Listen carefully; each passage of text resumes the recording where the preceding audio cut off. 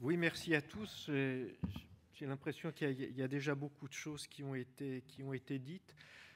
Je commencerai par une phrase de Georges Labica dans un livre qui s'appelle Théorie de la violence, où il dit: la violence est un concept dont l'extension est maximale et la compréhension minimale. Alors j'aime bien cette phrase parce qu'elle signifie qu'effectivement, on parle de violence à propos de tout. On parle de violence symbolique, on parle de violence meurtrière, de violence institutionnelle, sexiste, etc., psychologique, militaire.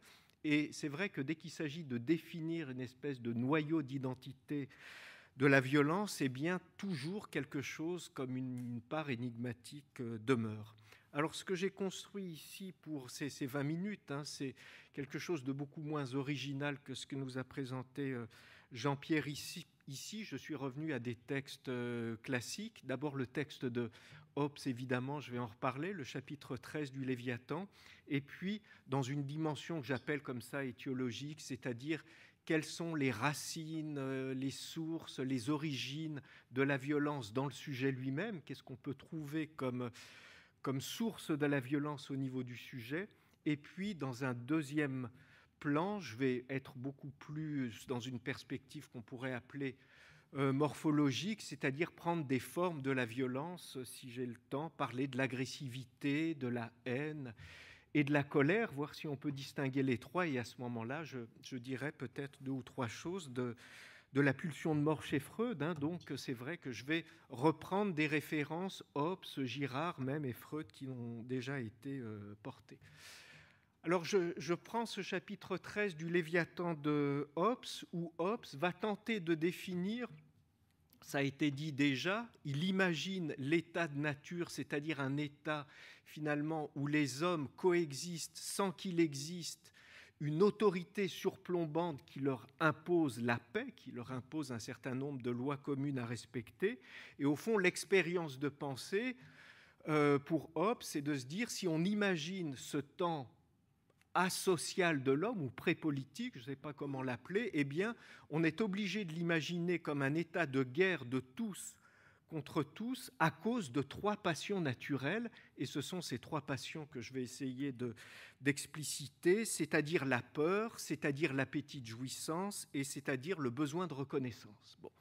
Alors, ce qui est assez étonnant, c'est que quand même, j'allais dire en première comme ça évaluation, on peut se dire que ces 3 passions, on pourrait imaginer qu'au contraire, elle nous oblige à une certaine frilosité. Et qu'est-ce que je veux dire par là? Si on prend la peur, au fond, la peur, ça peut être quand même la peur de mourir, ce qui nous retient d'aller au contact de l'autre, ça peut être ce qui nous maintient sur la défensive et pas forcément ce qui nous fait aller dans des attitudes d'hostilité.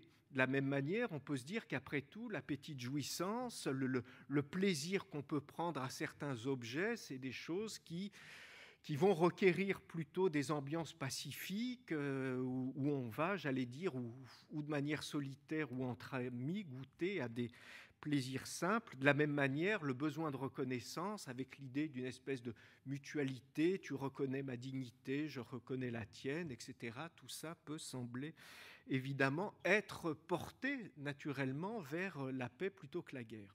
Et je crois que ce qu'il y a de très fort chez Hobbes, c'est la manière dont il va montrer que la peur, comme cet appétit de jouissance, comme ce besoin de reconnaissance, provoque la guerre parce que précisément ce sont des passions proprement humaines. Qu'est-ce que je veux dire par là? Si vous prenez la peur, évidemment, encore une fois en première approximation, elle fait tenir loin des autres, sauf que l'homme étant un animal rationnel et par raison, Hobbes entend aussitôt le calcul, la capacité d'anticipation, etc., et pas simplement une ouverture comme ça à des lois universelles ou à des valeurs. Je veux dire, la raison va transformer, on pourrait dire les choses comme ça, la peur en défiance, c'est-à-dire que je me défie de l'autre et au fond, je vais précisément l'attaquer parce qu'il pourrait être un ennemi. C'est-à-dire l'idée, c'est que ce qui est profondément humain dans la peur, c'est qu'elle réalise l'ennemi. Elle réalise l'ennemi au sens où nous n'avons pas peur des ennemis parce que nous savons qu'ils veulent notre mal, mais c'est notre peur qui génère des ennemis et qui enclenche évidemment un cycle paranoïaque entre des hommes qui sont condamnés à se haïr parce qu'ils vérifient la haine de l'autre précisément en l'anticipant. Donc ça, si vous voulez, c'est le premier point, j'allais dire peut-être le premier énoncé qui serait quelque chose comme la peur réalise l'ennemi. Pour ce qui est de l'appétit de jouissance, là je vais en venir à Girard, on peut se dire qu'effectivement le désir peut être essentiellement pacifique, sauf que ce qui fait la spécificité du désir humain, Hobbes le remarque, et j'allais dire Girard va faire des choses très, très fondamentales, je trouve, là-dessus, c'est de dire que tout désir est quand même est fondamentalement plutôt un désir du désir de l'autre, c'est-à-dire que ce qui nous rend l'objet désirable, c'est la manière dont il brille, de l'éclat que lui porte le désir de l'autre. Ce que je veux dire par là, c'est qu'il n'y a pas, si vous voulez, de plaisir qui soit pris à l'objet sans que ce plaisir, sans qu'une dimension de ce plaisir soit la frustration de l'autre. Voilà, c'est-à-dire, alors c'est ce qui a été dit, qu'il y a dans notre désir comme désir humain une trame d'envie, de jalousie, de rivalité, et qui fait qu'au fond, l'appétit de jouissance donne la guerre. Dernière chose, le besoin de reconnaissance, et bien de la même manière, le besoin de reconnaissance montre Hobbes qui assez vite parle de soucis de gloire, de vanité, etc. Et on peut prendre comme autre repère pour illustrer ça ce fameux passage très obscur, mais que peut-être Kojève nous a rendu plus clair autour de la lutte pour la reconnaissance. Au fond, ce qu'on pourrait dire, c'est que ce qui va faire la spécificité du besoin humain de reconnaissance, c'est que je vais montrer, moi, que je suis capable de tuer précisément pour la gloire, pour la vanité, c'est-à-dire que je peux mépriser ma vie simplement animale. Vous voyez, c'est-à-dire cette idée quand même, j'allais dire, qui va faire de la violence le grain proprement humain, parce que précisément j'affirme l'humanité par ma capacité à mépriser ma vie simplement animale, biologique, etc. Vous remarquerez que si on prend ces trois grandes passions naturelles, de Thucydide jusqu'à Raymond Aron, on a trouvé, c'est aussi la grande trinité des trois grandes causes de guerre. Quelles sont les trois grandes causes de guerre entre les nations ? Eh bien, des guerres de conquête pour précisément avoir la jouissance d'un certain nombre de richesses annexes, des guerres aussi de peur, des guerres préemptives, c'est-à-dire où précisément on attaque le premier avant de subir soi-même l'attaque, ou enfin des guerres de gloire, d'affirmation de puissance. Voilà. Or ça, c'était j'allais dire, le premier aspect de ce que je voulais vous dire, ce que j'appelle l'étiologie, ces trois passions naturelles qui donnent évidemment ce que Hobbes appelle la guerre de tous contre tous. Voilà, et on peut lire dans ce temps-là, pas d'art, pas de lettres, pas de société, danger de mort violente, la vie de l'homme est solitaire, indigente, dégoûtante, animale et brève. Ensuite se pose le problème, mais je ne vais pas ni le résoudre ni l'exposer, mais je le pose simplement ici, effectivement des passages à la société de paix qui est une société de transformation de la peur, c'est-à-dire qu'on va faire surgir un état sécuritaire où chacun va précisément échanger sa sécurité contre une obéissance parfaite, et qu'au fond, la peur de tous contre ce grand objet, c'est peut-être une autre version de ce qui nous a été présenté ici, eh bien, va finir par pouvoir souder les communautés. Or, je passe maintenant à quelque chose qui serait beaucoup plus morphologique, c'est-à-dire jusqu'à quel point est-ce qu'on peut dessiner, il y en aurait sans doute d'autres, mais trois figures de la violence que seraient l'agressivité, la haine et la colère. Et il me semble que derrière ça, on peut voir se dessiner trois grandes fonctions de la violence: conserver, détruire, transformer. Or, qu'est-ce que j'entends par agressivité, ici, je fais fond sur un certain nombre d'études éthologiques. On peut citer le livre de Lorraine sur l'agression, mais enfin, je dis des choses très, très banales sur l'observation des comportements aussi bien des grands mammifères que d'un certain nombre d'autres animaux. On constate qu'il existe des instincts agressifs chez les animaux, mais que ces instincts, j'allais dire, ont des finalités qui sont très précises. Je vais très vite, mais les grandes finalités, c'est quoi? C'est le territoire, le sexe, et la troisième, c'est évidemment la détermination des hiérarchies. D'accord? Quand on prend les grands combats, par exemple, entre mammifères ou d'autres formes de violence intraspécifique à l'intérieur du monde animal, on s'aperçoit qu'il s'agit de répartir des territoires, de désigner, j'allais dire, des hiérarchies à l'intérieur de la horde, ou alors d'organiser les couples pour la reproduction. On constate aussi d'ailleurs que cette agressivité n'est jamais létale, c'est-à-dire qu'elle ne va pas jusqu'à la mort, et qu'il y a des mécanismes qui peuvent nous sembler assez curieux pour stopper l'agressivité, comme de montrer la partie la plus vulnérable. Et c'est seulement chez les animaux qui sont soit domestiques, soit sont restés assez longtemps en compagnie de l'homme qu'on trouve comme ça des formes létales. Bon. Ce que je veux dire par là simplement, c'est qu'on peut imaginer qu'il y aurait quelque chose comme une agressivité naturelle qui serait un instinct et qui serait du côté de la défense, de la conservation de la vie, etc. Après, le problème qui se pose ici, mais je ne fais que l'effleurer parce que, si vous voulez, c'est l'applicabilité de ce schéma à l'espèce humaine. Qu'est-ce que je veux dire par là? C'est que c'est toutes ces études qui consiste à dire, mais vous savez, l'agressivité, c'est quelque chose qui est très, très important pour structurer le vivant. Ça peut aussi donner des formulations, comme on a pu trouver dans le darwinisme social, qui consiste à dire, finalement, quelque chose comme la guerre, comme la combativité, c'est un signe de vie. Et après tout, la paix, c'est la mort, et la violence, il faut arrêter d'avoir un jugement moral par rapport à la violence, parce que la violence, c'est un signe de vitalité. C'est par là que, précisément, on affirme le caractère de vie. Bon, ça, c'est pour l'agressivité naturelle. Je passe à une deuxième catégorie, peut-être d'ailleurs que je vais rester dessus, parce que c'est peut-être une des plus importantes, et elle permet de faire lien avec ce que disait Robert sur le dialogue entre Freud et Einstein, qui est la pulsion de mort, c'est-à-dire ce que j'appelle la haine. Je prends ici comme point de référence le texte de Freud qui s'appelle « Au-delà du principe de plaisir ». C'est un texte qui date de 1920. C'est un texte très important puisqu'on considère que c'est là qu'émerge véritablement cette pulsion de mort.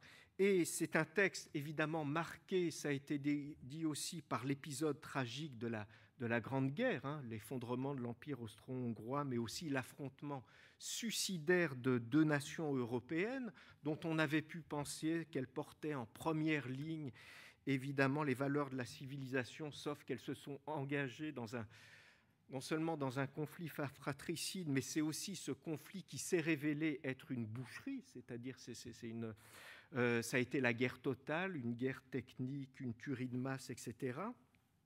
Bon, c'est vrai que ça, c'est le contexte. Ce qui est intéressant aussi dans ce texte, c'est que se trouvent transformés les acquis de la psychanalyse, puisque jusque-là, finalement, on considérait que s'il y avait des conflits au niveau du sujet, c'est-à-dire des déformations névrotiques dans nos existences, elles s'expliquaient surtout par l'espèce d'opposition entre le principe de plaisir et le principe de réalité, c'est-à-dire d'un côté des énergies érotiques qui pouvaient demander des satisfactions immédiates, et puis de l'autre côté un principe de réalité qui serait défendu d'ailleurs même par le moi, ce que Freud appelait le moi, qui défend sa respectabilité aux yeux des autres et de lui-même, etc. Bon. Je repasse très vite à ces années 1920. Freud est en présence d'un nouveau matériel clinique qui est ce qu'il appelle les névroses très traumatiques, où il s'aperçoit qu'un certain nombre, par exemple, de soldats qui ont pu vivre des traumatismes du style par exemple, l'exemple le plus fréquent, c'est au moment du sommeil, un obus qui éclate, qui les réveille et ils revivent en rêve chaque soir cette espèce d'épisode traumatique. Et il se pose la question, mais au fond, moi qui avais dit que le rêve était la réalisation du désir, c'est-à-dire le moment où le principe de plaisir pouvait s'affirmer, eh bien, jusqu'à quel point est-ce que ça tient, puisque là, on a l'exemple justement de formes de répétition où on s'aperçoit bien que ça ne peut pas faire plaisir, puisqu'il s'agit de répéter une expérience traumatique dans le rêve. Et à partir de cette idée de répétition, deux voies sont tracées. Je vais insister plutôt sur la deuxième, mais je vais quand même évoquer la première. La première voie, ça consiste à dire, au fond, la répétition, c'est une répétition de maîtrise.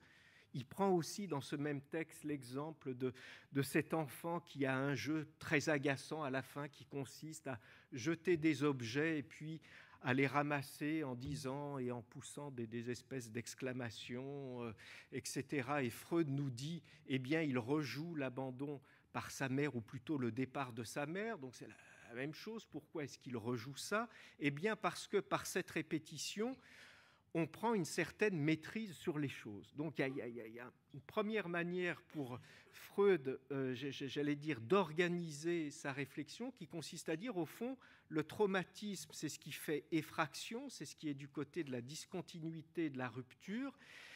Et au-delà du principe de plaisir, nos existences, c'est aussi une manière de renouer ce qui, en nous, a pu faire complètement effraction. Bon.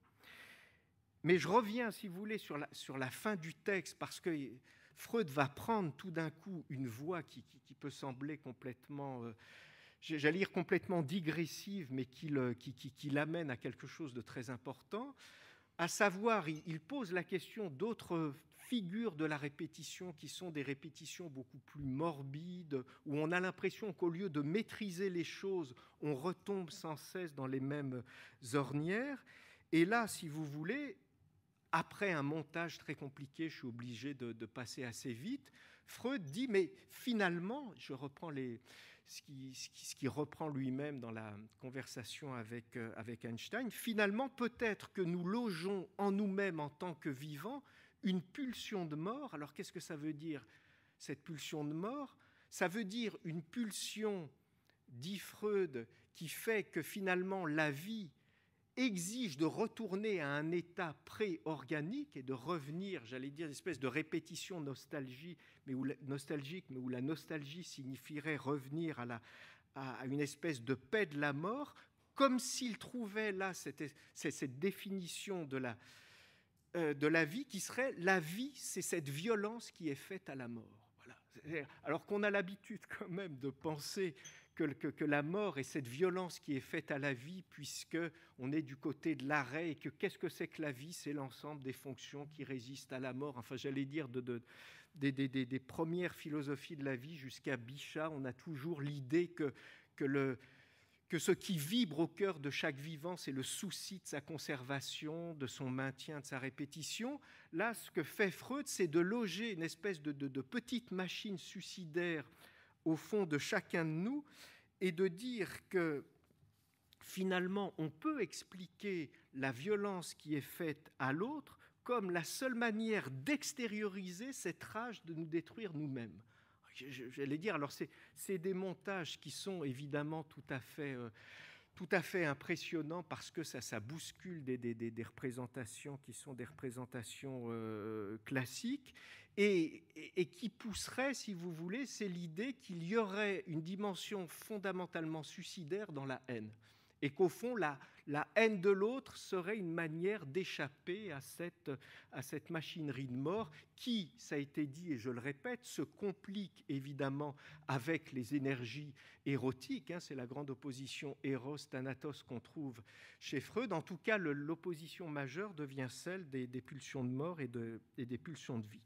Je vais finir peut-être sur une dernière, mais très très rapidement, sur une dernière forme de violence, qui est ce que j'appelle la colère. Et ça, je travaille ça à partir d'Aristote, surtout. J'essaye de distinguer, je pense qu'on peut en trouver d'autres, mais en tout cas d'examiner des figures de la violence différenciées, donc l'agressivité, la haine, avec l'idée de destruction, et la colère. Or, ce qui est assez impressionnant, je reprends ici le livre 2 de la rhétorique d'Aristote, c'est qu'Aristote va nous dire que la colère, alors je lis simplement cette définition et puis je vous en donne comme ça une espèce de commentaire comme piste des réflexions. Aristote écrit « La colère est un désir sombre de vengeance publique face à une manifestation publique de mépris, ce mépris étant immérité. » Alors, qu'est-ce que ça signifie ?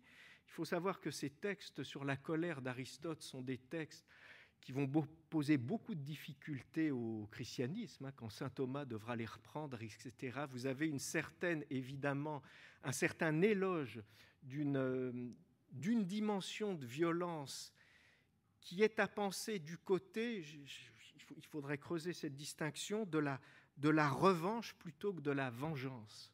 C'est-à-dire que la colère serait quelque chose comme une réaffirmation de soi, ou une réaffirmation, si vous voulez, d'une énergie en réponse à un mépris, c'est-à-dire en réponse au mépris, comme signe d'une espèce d'exaspération, eh bien, la colère serait une réappropriation et une réaffirmation de son image. Mais encore une fois, j'essaye de dire par là qu'il ne s'agit pas de rendre le mal pour le mal, etc., mais qu'il s'agit de penser par la colère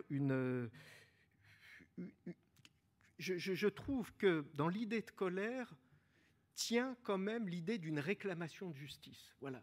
Et que ce qui a été, j'allais dire, ce que la pensée politique a aussi essayé de réfléchir, parce que quand on essaye de faire la distinction que faisait Robert entre la force et la violence, on se dit au fond, dans l'idée de violence, il y a quand même quelque chose comme un jugement qui consiste à dire la violence est un excès de force et cet excès peut déterminer quelque chose comme de l'insupportable. D'accord ? Et je crois que la violence, elle est aussi du côté de la simple rupture et de la volonté de transformation. Voilà, écoutez, je m'arrête ici. En tout cas, merci beaucoup pour votre attention. Merci.